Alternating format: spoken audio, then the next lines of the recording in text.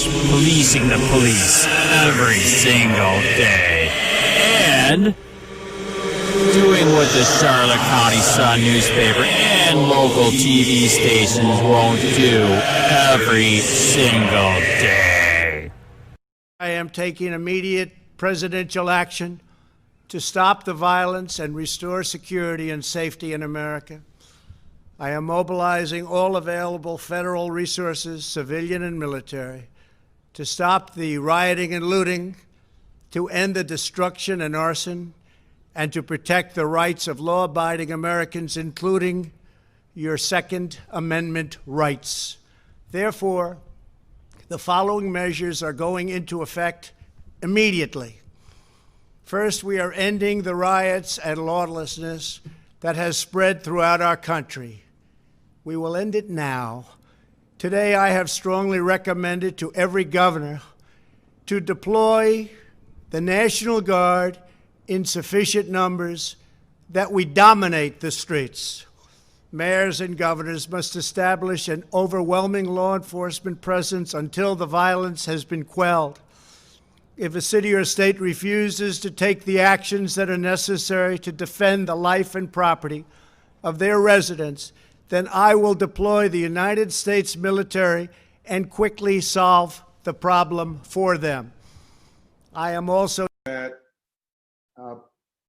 we have seen in the last several weeks, last few months, the kinds of epic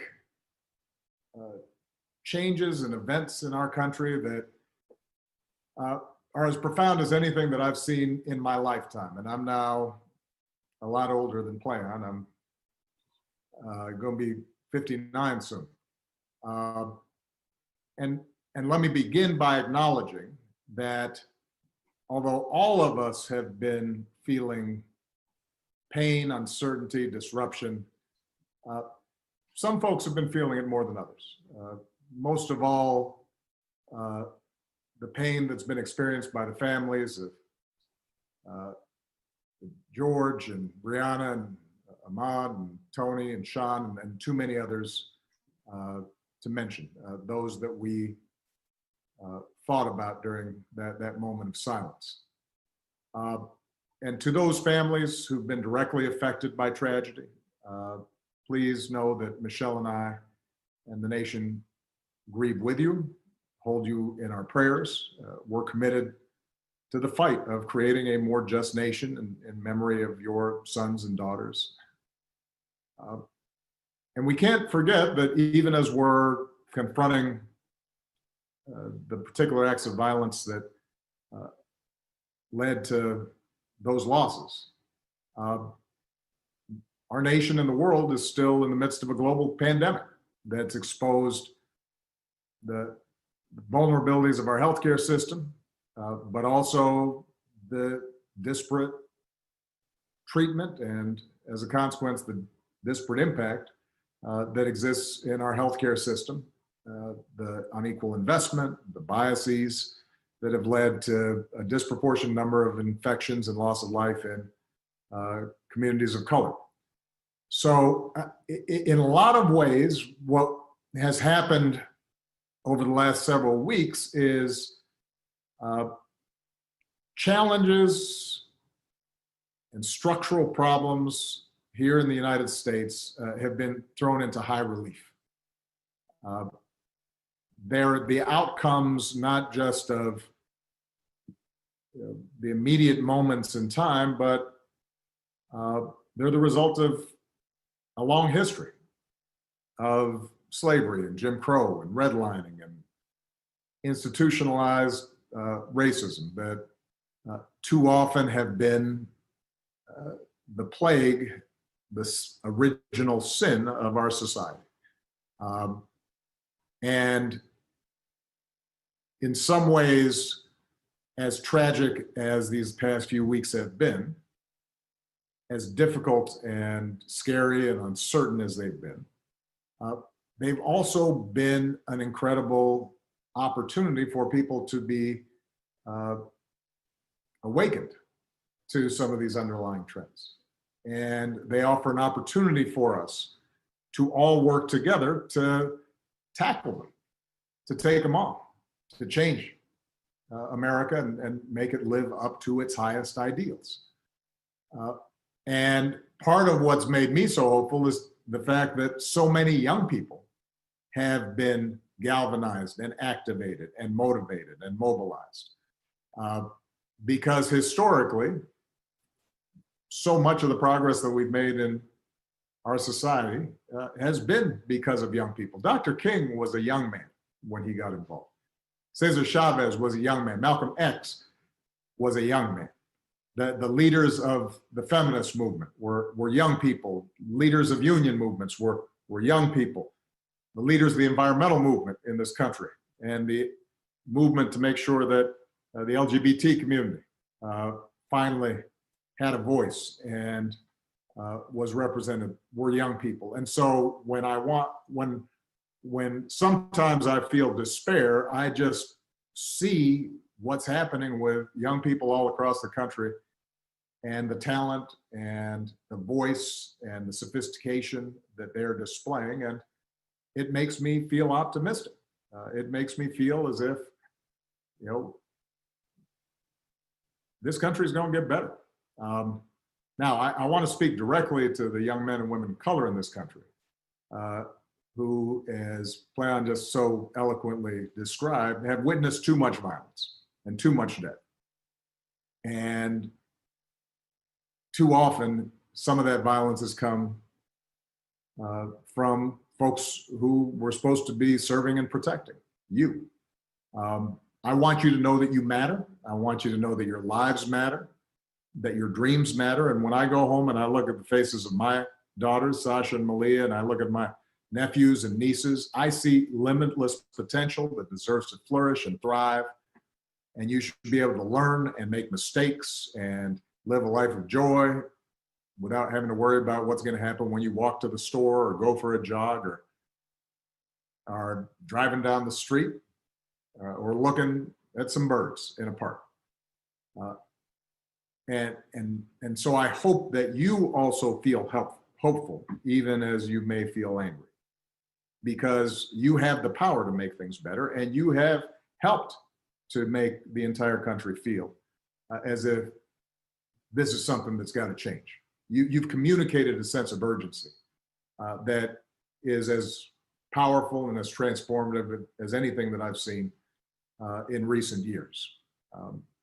I want to acknowledge the folks in law enforcement that share the goals of reimagining policing, because there are folks out there who took the oath to serve your communities and your countries, have a tough job, and I know you're just as outraged about the tragedies in recent weeks as are many of the protesters. And so we're grateful for the vast majority of you who protect and serve. I've been heartened to see those in law enforcement who've recognized, let me march along with these protesters. Let me stand side by side and recognize that I want to be part of the solution. And who've shown restraint and volunteered and engaged and listened, because you're a vital part of the conversation. And change is going to require everybody's participation. Now, when I was in office, as was mentioned, I created a task force on 21st century policing in the wake of the tragic killing of Michael Brown. That task force, which included law enforcement and community leaders and activists, was charged to develop a very specific set of recommendations to strengthen public trust and foster better working relationships between law enforcement and communities that they're supposed to protect, even as they're continuing to promote effective crime reduction. And that report showcased a range of solutions and strategies that were proven and that were based on data and research to improve community policing and collect better data and reporting and identify and do something about implicit bias in how police were trained and reforms to use the force that police deploy in ways that increase safety rather than precipitate tragedy. And that report demonstrated something that's critical for us today. Most of the reforms that are needed to prevent the type of violence and injustices that we've seen take place at the local level. Now, reform has to take place in more than 19,000 American municipalities, more than 18,000 local enforcement jurisdictions. And so as activists and everyday citizens raise their voices, we need to be clear about where change is going to happen and how we can bring about that change. It is mayors and county executives that appoint most police chiefs and negotiate collective bargaining agreements with police unions. And that determines police practices in local communities. It's district attorneys and state's attorneys that decide typically whether or not to investigate and ultimately charge those involved in police misconduct. And those are all elected positions. And in some places, they're police community review boards with the power to monitor police conduct. Those oftentimes may be elected as well. The bottom line is, I've been hearing a little bit of chatter in the internet about voting versus protest, politics and participation versus civil disobedience and direct action. This is not a either or. This is a both and.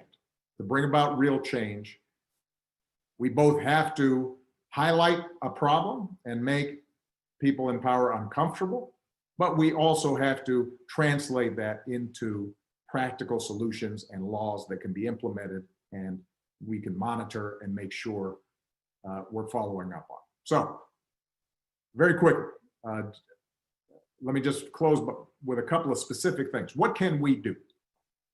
Number one, we know there are specific evidence-based reforms that, if we put in place today, would build trust, save lives, would not show an increase in crime. Those are included in the 21st Century Policing Task Force report. You can find it on obama.org. Number two, a lot of mayors and local elected officials read and supported the task force report, but then there wasn't enough follow-through. So today I am urging every mayor in this country to review your use of force policies with members of your community and commit to report on planned reforms.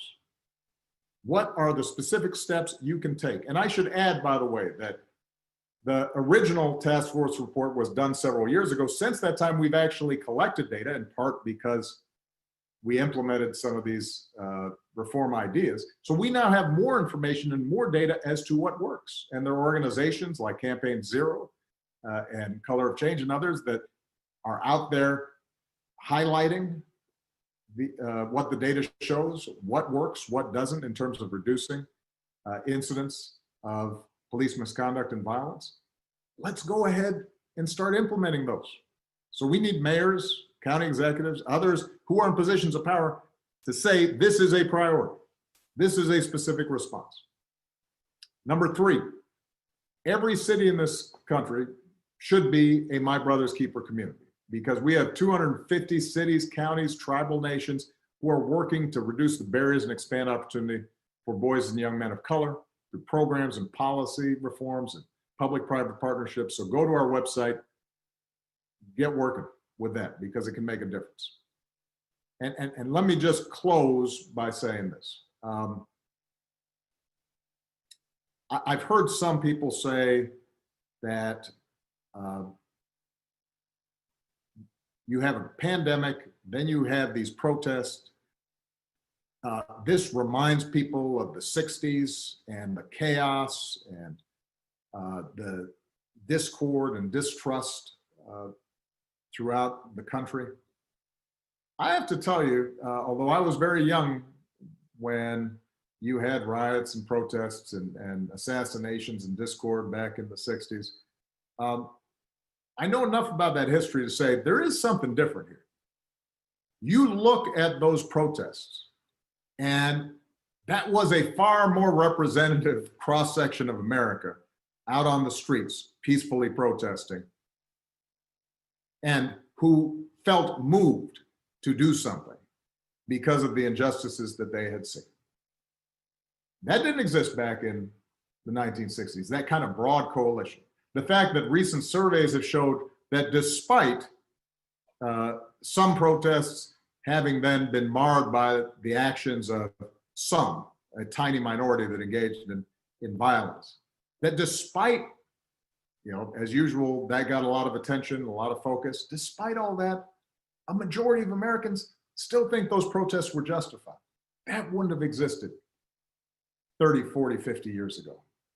There is a change in mindset that's taking place, a greater recognition that we can do better. And that is not as a consequence of speeches by politicians. That's not the result of, spotlights in news articles. That's a direct result of the activities and organizing and mobilization and engagement of so many young people across the country who put themselves out on the line to make a difference. And so I just have to say thank you to them and for helping to bring about this moment, and just make sure that we now follow through. Because at some point, attention moves away. At some point, protests start to dwindle in size.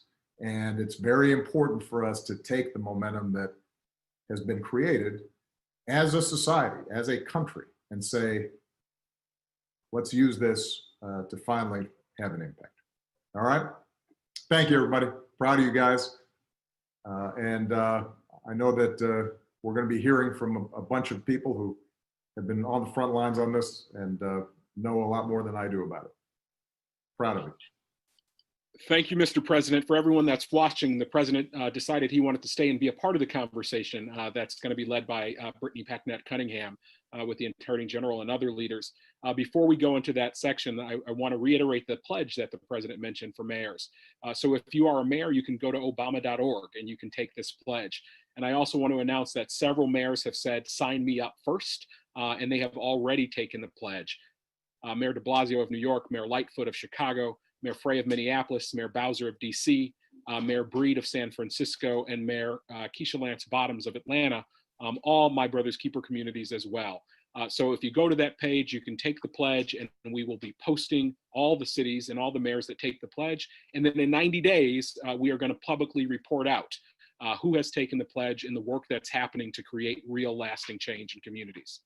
So it is now my pleasure to introduce a friend, an activist, an educator, a writer, an NBC and MSNBC News contributor, a lifelong activist and member of the Ferguson Uprising, co-founder of Campaign Zero, a policy platform to end police violence, and co-host of Pod Save the People. Previously, she was an appointed member of the Ferguson Commission and President Obama's Task Force on 21st Century Policing. Today, Campaign Zero, of which Brittany is a co-founder, launched the campaign #8Can'tWait, an advocacy campaign to push mayors across America to adopt 8 use-of-force policies that together can reduce police violence by upwards of 70%. To moderate this conversation with President Obama and our other incredible leaders, please welcome Brittany Packnett-Cunningham. Thank you so much, Michael. And thank you, President Obama, for gathering this conversation in this moment of intense grief, but hopefully intense purpose. We are here together to talk, to have a family conversation. And you may be watching this and have come here because you are experiencing that grief and you need some community in which to do that. And you're hoping that we can hold you up to the light. You may be here because, like me, you are girded in the strength of your ancestry, and you know you come from people just like I do, who did far more with far less and are sure that we can win in this moment and everyone after it. However you have come here, why you have come here, we're glad that you're here, because we're here to get honest, to get clear, most importantly, to get to work. So that even the heartening moments of seeing people raise their voices, or even in the moments where a police officer might take a knee, that momentary action might turn into true systemic and lasting change. We have so many brilliant voices that have been gathered. And as we listen to these guests, we'll all be able to better understand how we got to this moment and how we seize our own power to get through it. Before we get started, like Michael, I want to make sure to lift up the names of the people who brought us here, because it wasn't just the former president, though we're deeply grateful. It was George Floyd, a father in Minneapolis. It was Breonna Taylor, a life-saving EMT on the front lines in Louisville. It was Sean Reed, a friend and a brother in Indianapolis. It was Tony McDade, a Black trans man who loved life in Tallahassee, Florida.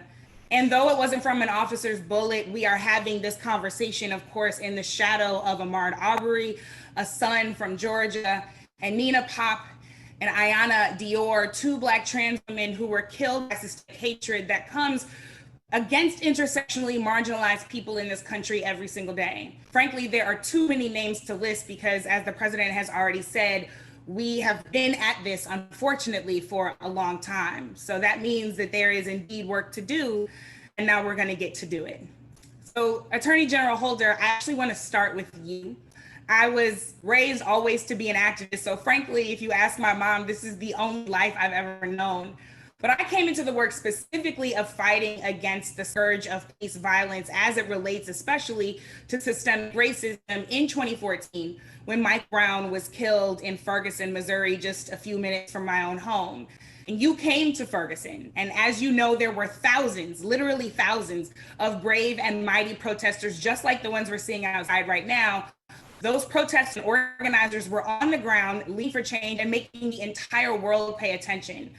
I want to know what you learned from those grassroots activists. What have you carried from those conversations in Ferguson with you through to the work that you did then and that you're doing now? Yeah, well, it's good to see you again. And thank you, President Obama, for convening us here today. You know, I remember back in 2014, I remember meeting with the president. We were on vacation and talking about whether or not I should go to Ferguson. It was a risky thing.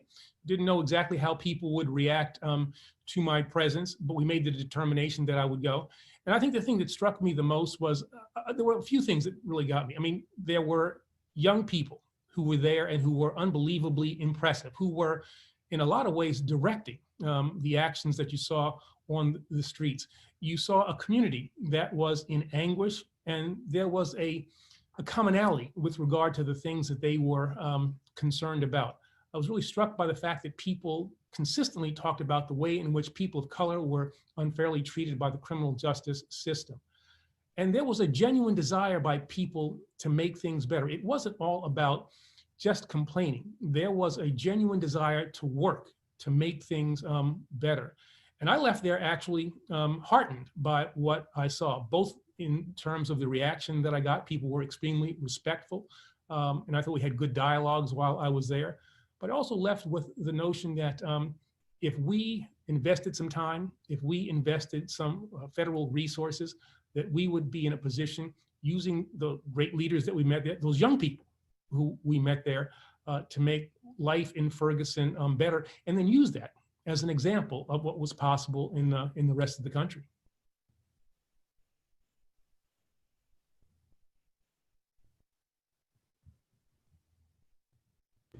So, as the president reminded us, this is not about an either or question, right? One of my favorite things to remind people, as President Obama has already done, is that this is not about policy or protest. This is about policy and protest. And that we know, as Dr. King and so many others throughout history taught us, is that protest is actually what creates the pressure so that the policy can get passed. Similarly, we are in a long-term game and a short-term game here. That while we are dealing with radical imagination and reimagining what public safety can look like, even beyond police in our communities, we also have to make sure that people are safe now. In your role as Attorney General, you did a lot of that work in addressing people's safety right now. So can you tell us what you learned that was instructive for this moment, particularly as you engaged in pattern and practice investigations and consent decrees if situations like this happened in communities and once we saw the kind of uprisings that we did all over the country when you were still in office? Well, I think one of the key things that people have to understand is that there's not a tension between justice and having fair treatment and public safety. You can keep people safe and also have a better, more equitable criminal justice system. I mean, you know, I'm not going to get too boastful here, but, you know, for the first time in 40 years during the Obama administration, we reduced the number of people who were incarcerated in the federal system and also lowered the crime rate. again, there is not that tension. You can make things better in terms of community and police relationships and keep people safe at the same time. And so what we tried to do was come up with ways in which we could look at what we thought were the problems in the criminal justice system, and with regard to how policing was done, address those, involve the community in those efforts, engage law enforcement in those efforts, bring them together in forums so that they could get to know each other, understand how difficult it is to be a police officer, understand how communities of color have had to deal with unfair law enforcement practices over the years, bring people together. And it was through that, through those kinds of meetings that we were able to formulate the policies that ultimately led to the 21st century proposals. And then the other things that we did, bringing pattern and practice in investigations, using the power that we had under the civil rights statutes that we were able to enforce. It was for me the highlight of my time as Attorney General. It was to given the opportunity to get into communities, to affect positive change, to bring and establish relationships between, again, people in law enforcement, people in communities of color.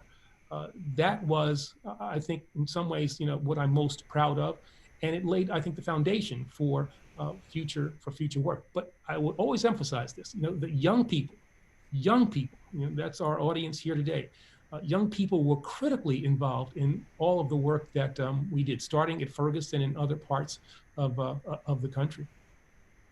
I want to ask you one more question before I move on to our next speaker. At Campaign Zero, we believe we can live in a world where the police don't kill people. So many of us are really trying to engage in radical imagination to imagine what our communities look like I said, even beyond police, even looking at a moment where we don't even have traditional systems because our communities are so healthy from the ground up. When you think about your most radical dream for what is possible, your most radical imagination for where we can get to as a community and as a people, what is that dream?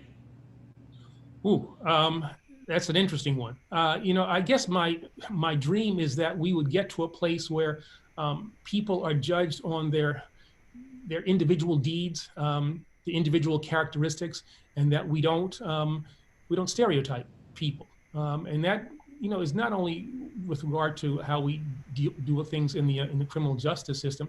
I think we make a mistake if we think that the criminal justice system exists separate and apart from the greater society. The issues that we face in the criminal justice system, inappropriate uses of force, implicit bias, whole range of things, those grow out of the same kinds of problems that we see in the larger society. And so we've got to deal with problems, they're more systemically, more society-wide, if we want to actually deal and be effective in bringing about needed change with regard to the criminal justice system. So, I would hope that we get to a place where, discrimination is no longer a factor in the lives of people of color. That fair treatment would be something that would be expected. That stereotypes, born in slavery, and the notion that in order to enslave a people, you had to think that they were in some ways different, some ways inferior. And those attitudes may not be as explicit as they once were, but still are a part, I think, of the American psyche implicitly. And radical change, I'd like to erase those feelings and base policy on on real world experiences, on the reality of the people of this nation, as opposed to the perceptions of them, the stereotypes of them.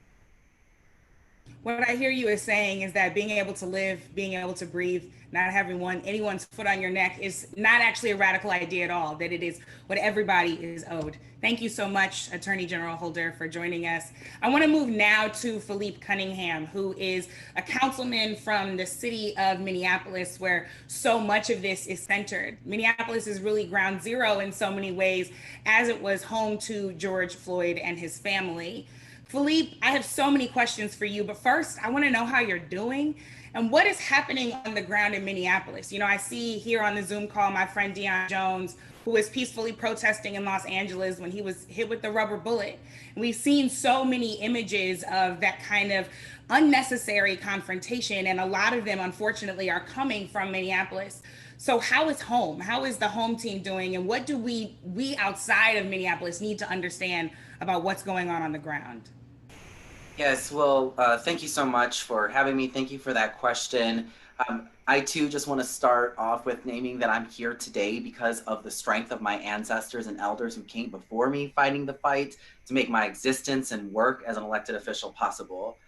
So on the ground in Minneapolis, folks are mobilizing on a scale we've never seen before, and a diverse coalition, a very diverse coalition of folks is emerging demanding justice, not only for George Floyd, but justice in how the city of Minneapolis protects its residents. What we are seeing right now from folks on the ground in Minneapolis and across the country is generations of trauma and rage at the violence bestowed on the Black community and the disinvestment of the Black community by the state at every single level of government.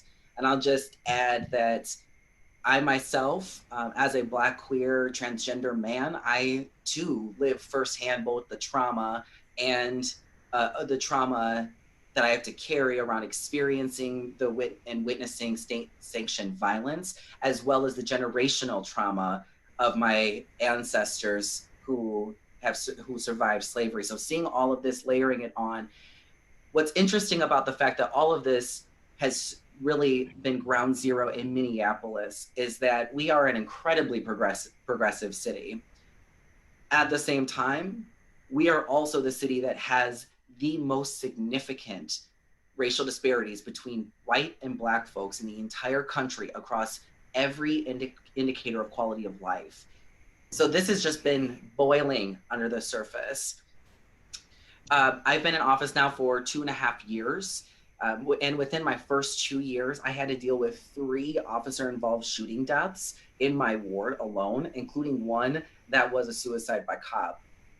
The trauma from those incidents doesn't just dissipate because the legal system deems their deaths justified. The evidence is clear overall. President Obama spoke to the data that we're starting to see.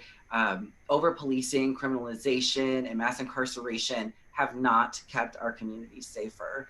In fact, people getting caught in the criminal justice system further disenfranchises Black and brown folks, pushing us further to the margins of society due to criminal histories, thus triggering a cycle of involvement with crime in the criminal justice system that is often passed intergenerationally. So what we're seeing on the ground in Minneapolis is folks saying enough is enough.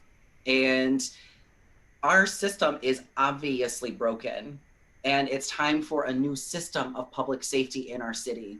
Over the years, we have heard from folks who believe that the solution is simply adding more police officers. And we've also heard from folks who are reformers who want to advocate for incremental change.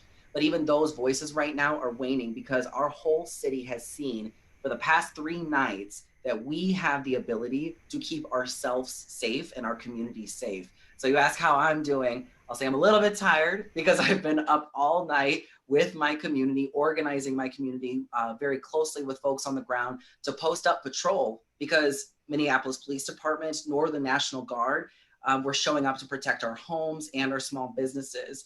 We're seeing large scale protests, what folks are seeing on the media right now, the protests and riots in South Minneapolis, we see that. But in North Minneapolis, the historically Black community in Minneapolis, where I represent, we've been dealing with far right-wing and white supremacist groups terrorizing our community by burning down Black-owned businesses. So we've come together, protected our own community, and now it's time for us to systematize community-led safety strategies and make them sustainable. For so much that you said, and couldn't agree with you more on all of it. I want to hold space for the intersections of your identities and the way that systems particularly impact you and other folks in your community, because that's such a critical part of the conversation and we cannot allow it to be erased. Secondly, I want to acknowledge and agree with everything that you said about the fact that we save us and we can continue to save us, that we can actually, as I've been saying, imagine this beyond our traditional systems and figure out how we protect one another and how we build up strong communities from the ground up, because we are more than capable no matter what anyone else says. So that's actually what I really want to ask you about, because as an elected official, you are playing a role in a traditional system, but you're also having radical imagination about what's possible. We know that budgets are moral documents, and we know that as we see some cities investing more in policing, they are divesting from housing and jobs and the things that keep people well and keep their needs met. So how are you thinking about the demands that are coming directly from grassroots activists and enacting the most imaginative and bold, even though, as we said earlier, they should just be the things that people receive? How are you thinking about enacting those things, and where does Minneapolis have to go to ensure that everybody there is not just living in a liberal city, but that they're living in an equitable city? That's right. Thank you for framing it that way. So when I talk about the work that needs to be done, what we have seen is that a lot of reform efforts that have been implemented, we had tremendous leadership from our former mayor, Minneapolis Mayor Betsy Hodges, who came into office unabashedly demanding major overhauls in the Minneapolis Police Department. She appointed the first woman police chief, who is also Native, and the first out LGBT police chief. Every officer was trained in procedural justice and anti-bias training. A community engagement team was created. Then she appointed our city's first Black police chief, Chief Arredondo, whose vision for what's possible for policing is inspiring and what we would all like to see for policing. But even with all of that work, many officers have been in all but open revolt against these efforts, with their grievances being aired by the Police Federation. So when we take a step back and look at the big picture about what does it mean to keep our community safe, we have to be thinking about it from a different frame, a different paradigm. We know that the system of policing is rooted, it's founded on and rooted in white supremacy and a history of slave catching. And so as we're trying to do this work of reforming police culture and the institution of policing overall, we have to get serious about investing in new alternative systems of public safety that are rooted in justice and our community. We have a paradigm for this. It's the public health approach to public safety. So thinking about violence as a disease that spreads, as a contagious disease, it spreads interpersonally and it spreads intergenerationally. And so there are evidence-based strategies. We in Minneapolis have been working very closely with John Jay College, as well as their National Network for Safe Communities, as well as Cities United. We've all been working together to really institutionalize this opportunity. I have been a tireless advocate for violence prevention and intervention efforts. We created in late 2018 the Office of Violence Prevention through city ordinance. So now it can't be taken away. We institutionalized a new system, but that only goes so far. We need money to go into that. And that's where the budget as a moral document comes in. There's always political will to put more money into the police budget. The police budget in Minneapolis is almost $200 million. And we have right now, we approved last year a budget of $1.6 billion. They take up a huge chunk. I had to fight relentlessly to get $50,000 for a domestic violence intervention program strategy for us to implement, despite the fact that in Minneapolis, the #1 reason for 911 initiated police calls for service is because of domestic assault. We are not successfully getting to the roots of these issues. So having a systemic, institutionalized, new approach to public safety that is community-led, that invests in community with the prevention and intervention, as well as thinking big, even moving further upstream, thinking about housing, jobs, employment, training, education, thinking about all of that. That is what true comprehensive public safety is. And we have to start thinking about what does it look like to have a future without police? What would it look like for us to not need police, and then work backwards from there? I used to be a teacher, so backwards planning from everything that is possible is my jam. That's my favorite thing to do. And I'm so glad that you really helped root us in the concept of, again, radical imagination and then action toward that. So obviously there are things that have to happen in the short term. There are policies that have to change. There are investments that have to be made as you move toward those long-term goals. But I really want to, as I close with you, ask you, what should we all be understanding, those of us who do not live in Minneapolis, about what the grassroots demands are as we are making our voices heard and attempting to be supportive of what is happening on the ground there? What should we be lifting up in the short term, the long term, and everything in between to get to that place of, as you said, comprehensive community safety that has to include not just policy, but culture and investment? That's right. Well, first I'll just say I too was a teacher. I was a special education teacher on the south side of Chicago. So the backwards planning is a good thing, right? So what we really need in terms of support in Minneapolis is we just need for folks to keep an eye on us and to be able to hold us accountable, because there is some real momentum here. Like I said, we've heard, since I've been in office, I've heard from so many folks who are just like, the way we solve this problem is by just adding more police. If we just add more police, that will solve the problem. Or if we implement these specific reforms, body cams, diversifying the police department, anti-bias training, those sort of reforms, then we'll see the outcomes. But we really need to dig even deeper into it. And what we're seeing is a groundswell of demands for the city of Minneapolis to defund the police. That's what we're seeing right now. These folks are the ones who are transformation oriented. And so in Minneapolis, the public and political will right now are very concentrated at this point in transformational change. And things have also changed in that who is in elected office here. I'm actually not the only Black trans person on Minneapolis City Council. A lot of folks don't realize that. My sister, Council Vice President Andrea Jenkins, is also on the Minneapolis City Council, and she's a powerhouse. Activists and organizers have allies with the same vision for equity and justice who are in office now. So that really opens the possibility when we all work together. So I would say that we're starting to dive into it. The state's Minnesota Department of Human Rights has opened an investigation into the police department for the last 10 years for systemic racial discrimination.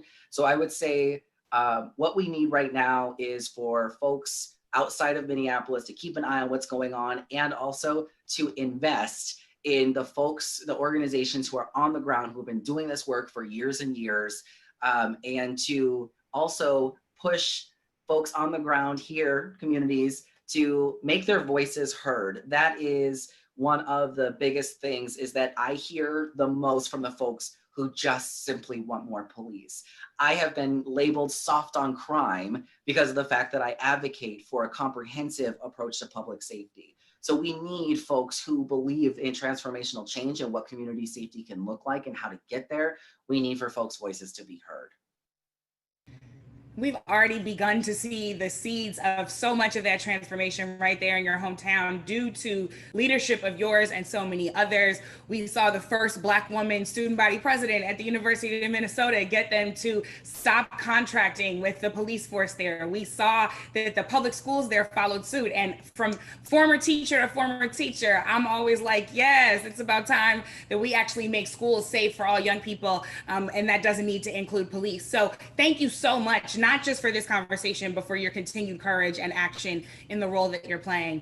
I'm going to come lastly to my good friend and partner in this work, Rashad Robinson, who is the president of Color of Change. Rashad, we've been on the phone a lot in the last few weeks, and you are always thinking so critically about how we ensure that the local conversations that Councilman Cunningham just talked about are really upheld at the national level, and that everyone is doing their part. As I always say, we don't have saviors, we build teams, and that's how we get the work done in community. And that's exactly the work that Color of Change does. It gives all of us an opportunity to be on the team. So how are you thinking about making sure that people understand what their role is on the team? What are the spectrum of demands that you are seeing coming from your members at Color of Change, and that you all are exploring and pushing as you do this work? Well, thank you. First of all, thank you, Brittany, for that question. Thank you, President Obama and Attorney General Holder. And it's actually great to be on this conversation and to be back doing work with my brother's keeper. What I will say is a couple of things. You know, over the last 8 months, just alone, over 5 million people have taken action with Color of Change, raising their voices online, signing petitions, making phone calls, showing up to rallies. And that's important, right? Because what we want to be able to do is translate the presence of this moment into the ability to actually change the rules. And sometimes those are the written rules of policy, and other times those are the unwritten rules of culture. And I want to talk about both, about why both of those things are critically important in this moment, and why we have to channel strategic action to actually get things done. No individual alone is going to work to change systemic racism in all the ways that it impacts our society. Racism is like water pouring over a floor with holes in it. It will find the cracks. And so we constantly need to figure out how are we shoring up the systems that will have cracks in them and building new systems for the future. And so on the written rule side, we are very much focused on how do you give people in that moment something clear to do, pushing for justice when justice needs to be served, but recognizing that we've got to move people up a ladder of engagement, because none of the families simply want justice for their own family. They recognize that the long-term rules need to change. And when it comes to policing, there is so much that happens at the local level that we have to pay attention to. The other speakers talked about it. And so we need to be focusing that energy on local policy, pushing to change local practice. And the difference between policy and practice is sometimes we change the laws, but we also have to change the people who implement those laws. And then we think about the work at the federal level. And we've got to change all of the ways in which money from the federal level incentivizes and disincentivizes certain types of action. And part of what we try to do at Color of Change is point people at those strategic things to do, building sort of the energy and helping to describe for people how to do it. You know, a couple of years ago, in the height of the work to, you know, challenge police violence, we came up against district attorneys and state's attorneys that we simply did not have the ability to move. We would show up, it didn't matter if we had 10 petitions or 10,000 petitions or 100,000 petitions. They were not nervous about disappointing our community. And so we recognized we had to help the community better understand the role of district attorneys. We had to build more energy because district attorneys could operate without public pressure. These are executive level positions that can have a large amount, the sort of most powerful actors in the criminal justice space. So we built the only searchable national database of prosecutors in the country called winningjustice.org. We worked with folks in Hollywood like Common to develop an animated video that describes the role of district attorneys for everyday people so people can understand how district attorneys operate. We worked across the movement to get folks from big organizations to local grassroots organizations aligned around 6 clear demands that we could take to get people talking about treating kids as kids, reducing and ending the use of money bail, changing, sort of reducing, increasing transparency. All of these things are critically important to sort of winning justice long term, right? We have to change the role of prosecutors, and we have to change what the public expects from prosecutors. We have to change the way that the public thinks about criminal justice. And that kind of leads me to the cultural conversation. Because for the last 20 years, basically, kind of with a couple of blips here and there, violent crime has steadily went down in our country.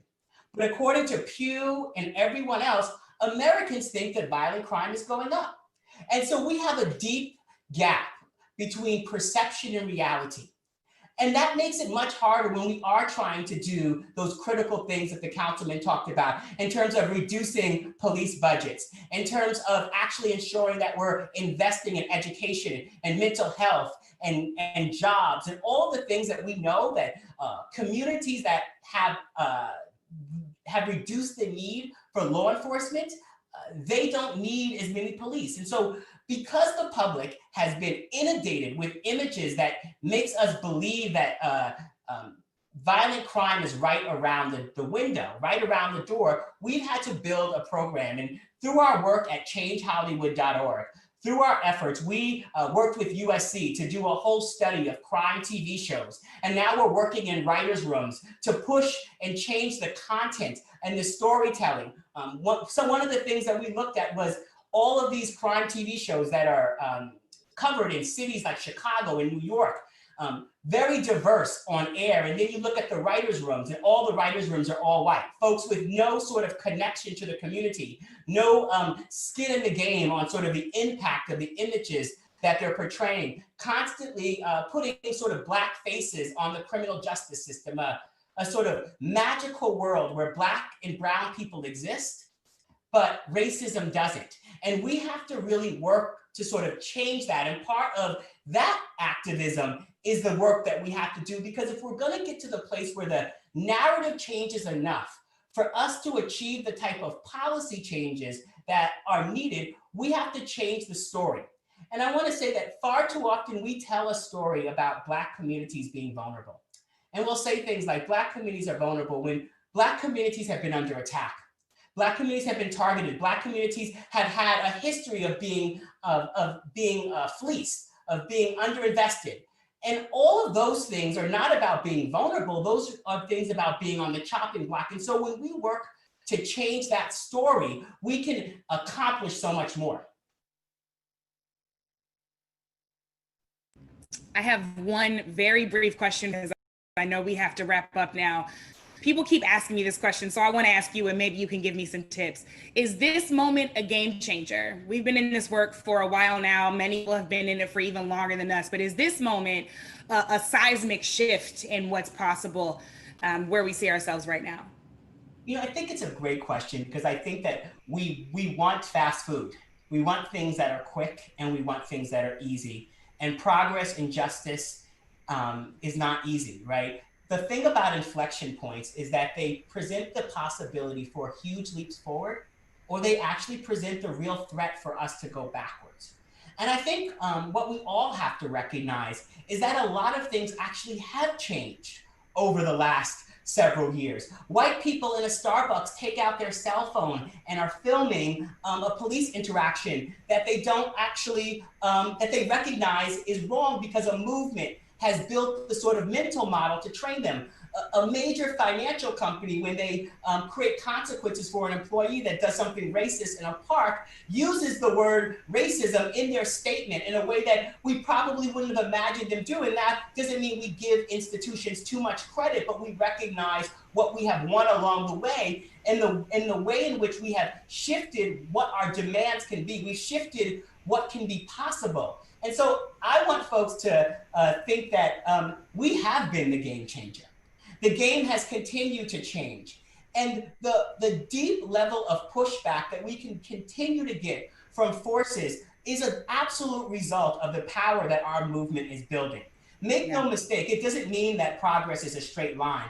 But I want folks who are coming into this movement to not come into this movement thinking that they've got to fix a movement, but that they've got to put on their armor and join us. They've got to follow the institutions that have been driving and making so much change. And then they've got to add their creativity and their interest to what we are doing. But we have been winning. And so much of the reaction to what we are seeing is a result of the progress that I believe we are making. Precisely. The pushback wouldn't be so great if the progress wasn't real. We are the game changer. Rashad, thank you so much. You know, we've heard in this conversation that social change work, changing our communities, having the kind of world we deserve, it's hard work, but it is absolutely necessary work. And we have to be brave enough to imagine what is possible and then go work for it and not just dream it. And we also have to be incisive enough to make sure that people are safe and whole and healthy now. Look, Black people deserve to live because we are human. And Black people deserve much more from America for lots of reasons, but in part because we often save it from itself. We know for sure that we don't just deserve to survive, we deserve to thrive. That means we need justice. And as Dr. Cornel West says, justice is what love looks like in public. So let's go make sure that love is living out loud in public. Mr. President, I see your face. I've seen that face many times before in our meetings. I know you are itching to ask a question. So I will close and hand it off to you. Well, listen, I've just been enjoying you know, hearing all the wisdom that's been spread by so many others. I want to first of all give Eric Holder his props as Attorney General. He rebuilt a civil rights division within the Justice Department and was consistently on the ground, working with communities, listening to communities, and coming up with practical solutions to try to make things better. And I couldn't be prouder of him. Blown away by Philippe and all the good work that he's doing. Rashad has been a consistent warrior for change. You know, he was part of the conversations we had after Ferguson. And Brittany, you know, I think you're all that.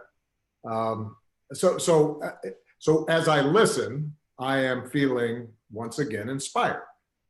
And what has particularly inspired me is the degree to which folks are thinking strategically, practically, at a very detailed level about where are the places where you can make change and what are the practical solutions backed up by research, backed up by data, backed up by experience that allows us to create a set of communities that are safe and just, safe and fair, safe and non-discriminatory. And that is possible.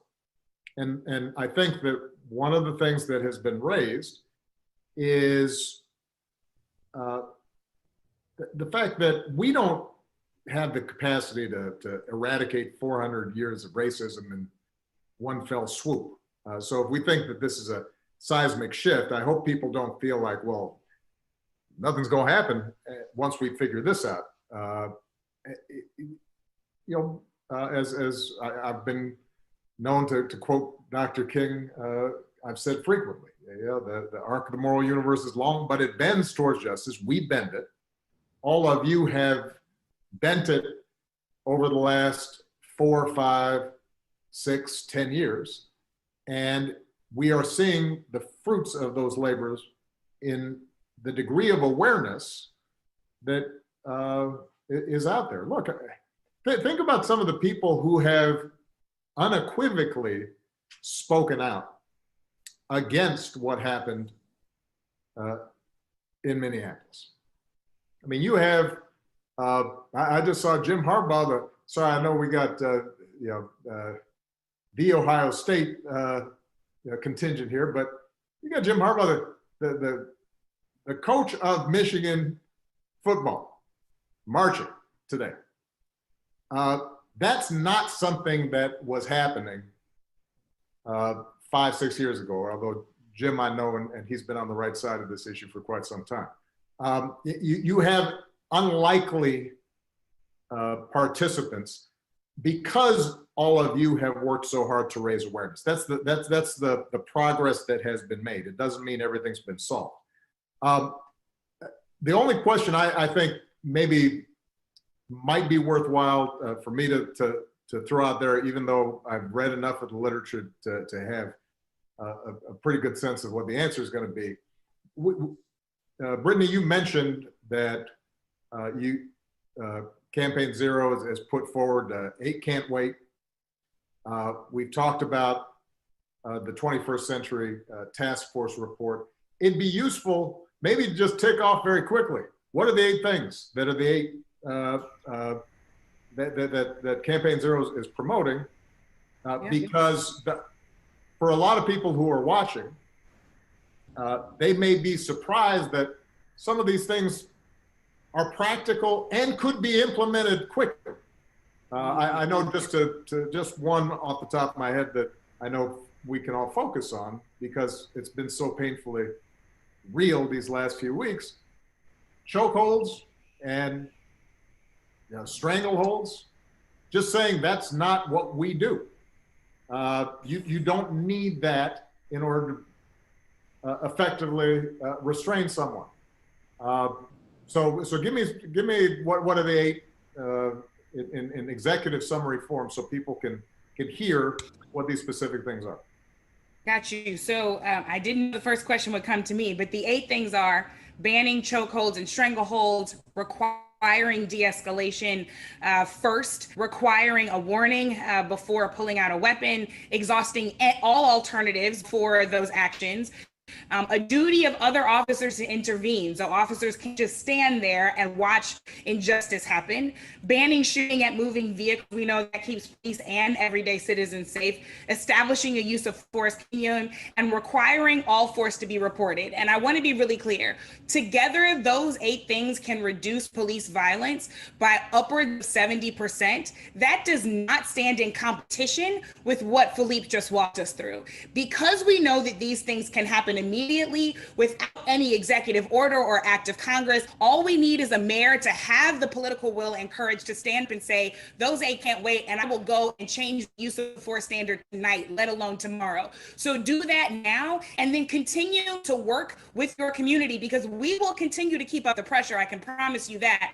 to make sure that we are getting to those comprehensive public safety solutions that are community-based and community-oriented and far beyond anything that we're experiencing right now that Philippe just walked us through. These don't stand in competition with imagination. These are a necessary step immediately to keep people safe as we do the hard work of making sure we get to what's really important.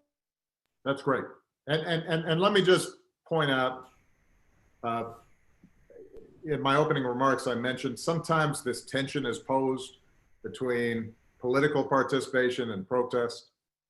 Philippe's an example of why you have to participate politically, because if you are on the streets protesting and making demands, having somebody on the city council who can follow up and respond and advocate and deal with pushback and is in the room when budgets are made and is advising mayors on how they're going to negotiate the next collective bargaining contract with the police union.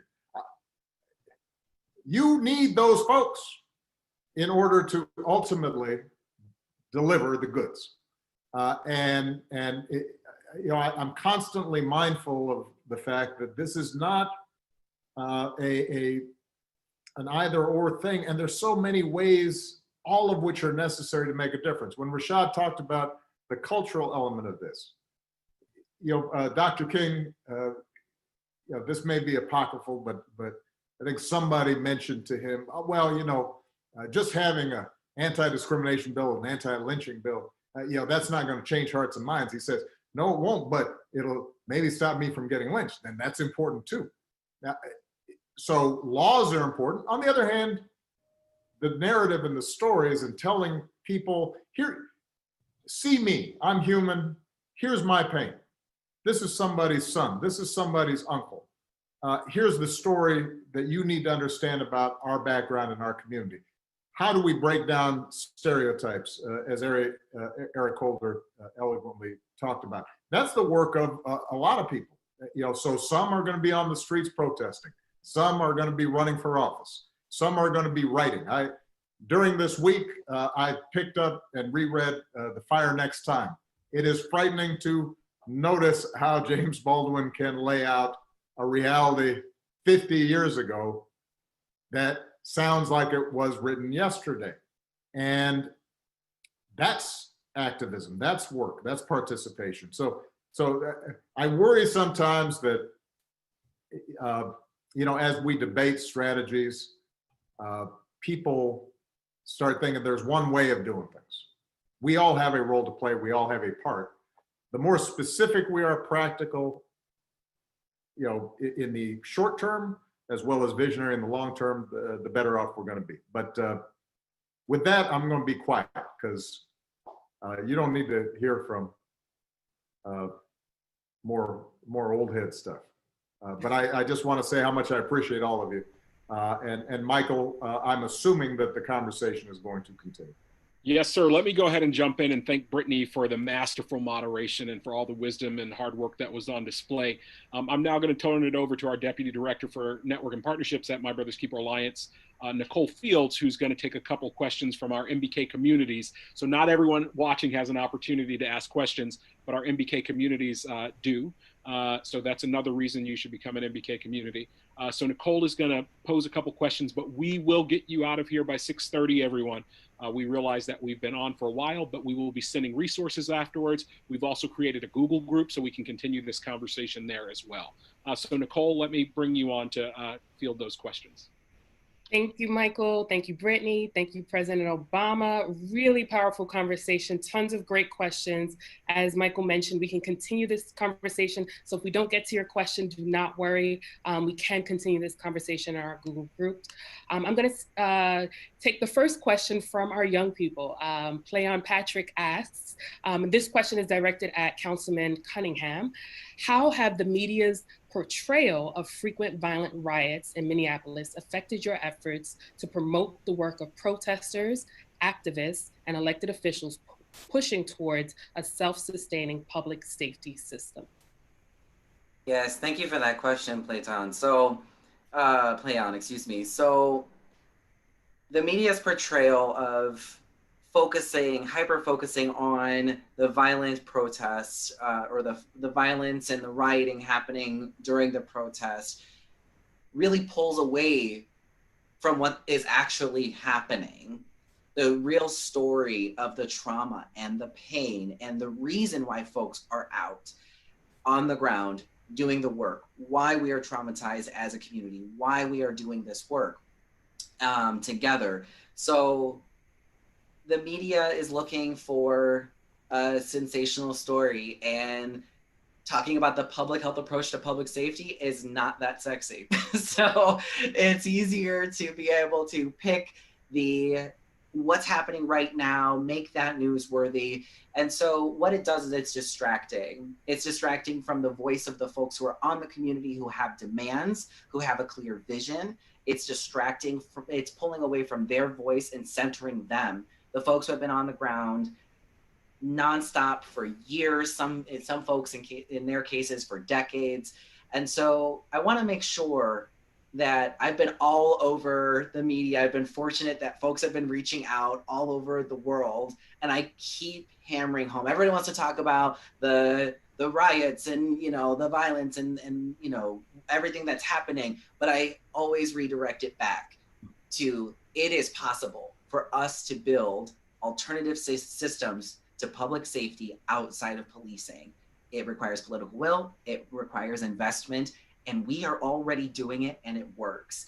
And so trying to constantly bring it back to that is really what I think it's important, that we have messengers who have the platforms, the bully pulpits, as we say in politics, have those platforms to be able to speak that. We have to keep pushing it and not let media distract us from really the point, which is justice.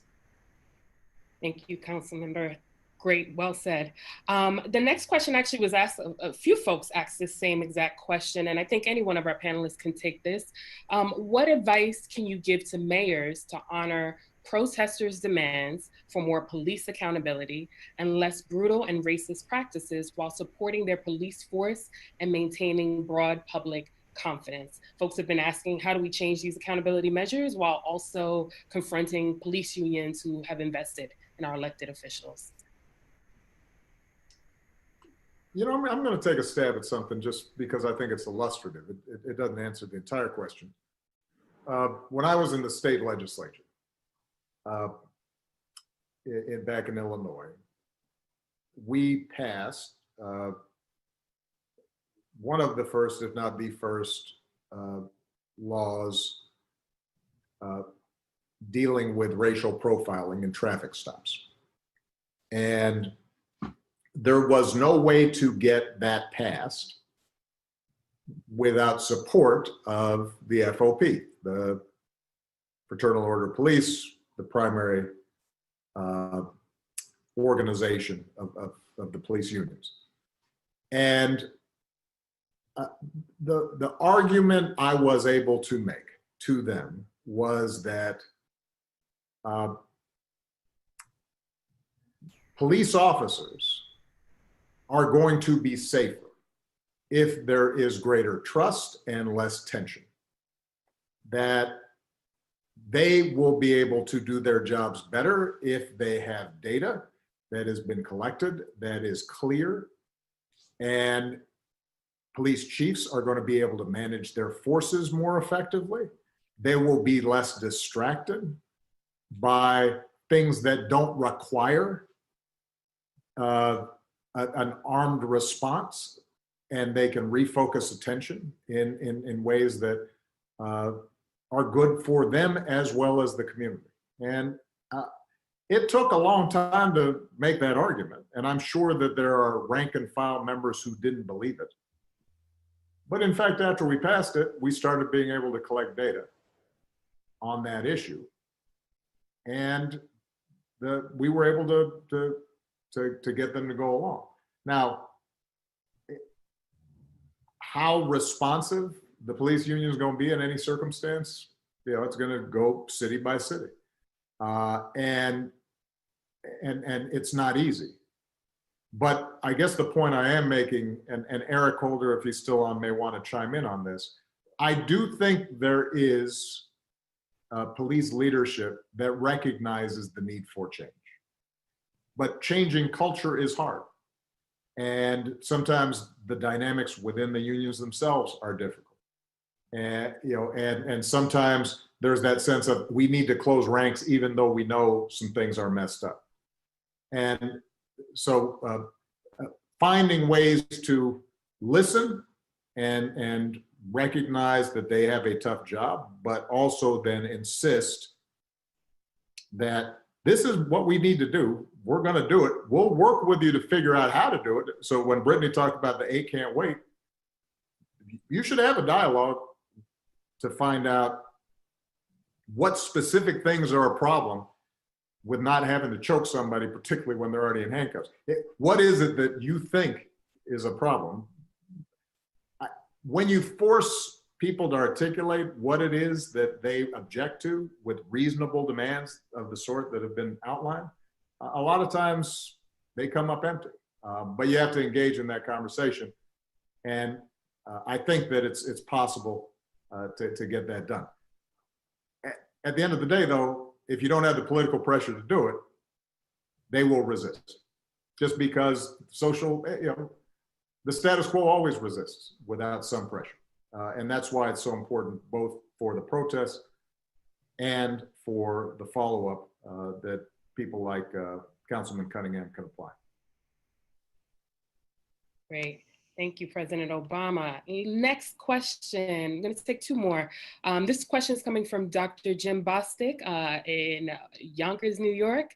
First, he thanks our panelists and says his question is, how do we effectively integrate the generational differences in age and history often see develop between our younger generation and those of us who have been in this fight for many decades in such a way that we respect each other's ideas and approaches to dealing with institutional racism in our respective communities and not diminish the role and the will of either? So I'm going to say, I'm going to have to call it here. This will have to be the last question. And I'm going to ask one of our panelists to take that and try to give us the 90-second response. While you're thinking of your response, I just want to say how grateful we are for Dr. Jim Bostic. Yonkers is one of our MBK impact communities that is doing extraordinary work on the ground in Yonkers and in the prison system in Yonkers as well. So who'd like to take that question with a quick response? Well, I'd say this, you know, there is the need for young people to work with people like myself who have some years behind them. And the arrogance of youth cannot be the determinant. The arrogance of age can't be a determinant. There is wisdom through lived experience. There's idealism that young people possess in abundance. And it's the combination of that idealism with that experience that I think makes the most effective movements. People who are older have to understand that young people have always been at the forefront of positive change in this nation. I mean, the founding fathers were really young people. The oldest Federalist was George Washington. He was only 44 years old. And, you know, Richard Pryor used to say that you don't see many old fools. And so I think young people need to understand that as well. You know, you don't get to be 60, 70, 80 years old without having navigated a whole series of things that's worthwhile. And you have things as a young person you might want to test, theories you want to try. Older people can say, well, I've experienced this and this is why this theory is not going to work. So it is a combination of the two and a lack of arrogance on the part of both that ultimately can create a coalition that can be successful. Thank you, Mr. Attorney General. Mr. President, before we wrap up, any final words? No, just keep working and stay hopeful. As I said, this is a moment, and we've had moments like this before, where people are paying attention. And that doesn't mean that everything will get solved. And so don't get disheartened, because there's a marathon, not a sprint. But the fact that people are paying attention provides an opportunity to educate, activate, mobilize, and act. And I hope that we are able to seize this moment. I hope the mayors across the country who have either been watching or hear about this take that pledge to start immediately implementing some steps that can make a difference. And I hope all the young people who've been inspired and engaged and involved, they keep at it, because that's what ultimately is going to create the kind of country we want. And for those who have been talking about protests, just remember, this country was founded on protest. It is called the American Revolution. And every step of progress in this country, every expansion of freedom, every expression of our deepest ideals has been won through efforts that made the status quo uncomfortable. And we should all be thankful for folks who are willing in a peaceful, disciplined way to be out there making a difference. So thank you so much, everybody. Proud of you. Thank you, Mr. President. I encourage all of you to go to obama.org. Go to obama.org if you're a mayor, take the pledge. If you're looking to become an MBK community. Hey, Sheriff County, this is Sheriff County COPWATCH. I am using any video here under fair use if you have criticism, reporting, teaching, etc. And please donate. I do not make money from YouTube, and there are different ways to donate in the video links. Thanks.